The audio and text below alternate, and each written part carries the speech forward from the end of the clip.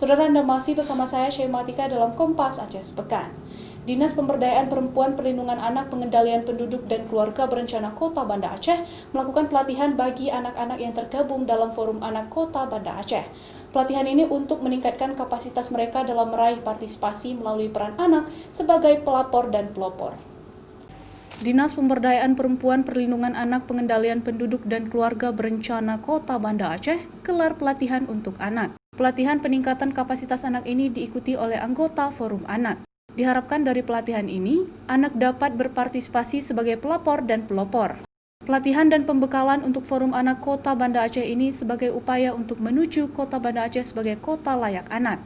Selain itu, pelatihan ini diharapkan mampu menyuarakan kepentingan anak dan sebagai upaya membentuk karakter anak. Seperti tadi Pak Wakil katakan bahwa pada saat nanti ada pembahasan di tingkat Pemko, itu kita biasanya di Musrembang kita libatkan anak-anak itu.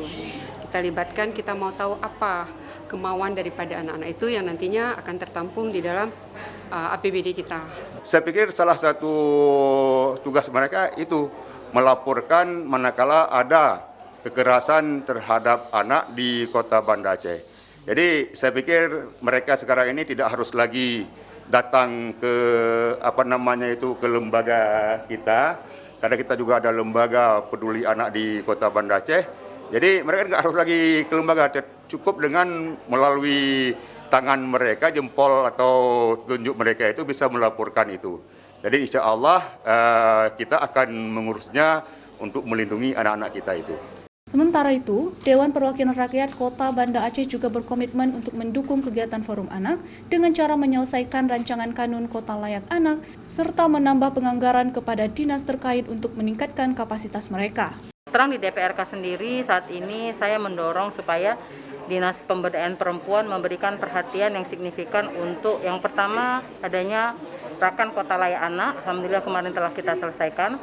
Kemudian selanjutnya kita memang akan juga dalam waktu dekat untuk penganggaran di tahun 2021 yang mudah-mudahan di situ nanti kita bisa meneliti dan mungkin meningkatkan lebih jauh penganggaran yang mungkin akan membackup bagaimana kegiatan anak-anak kita, ya mungkin salah satunya di Forum Anak ini menjadi lebih baik ke depan.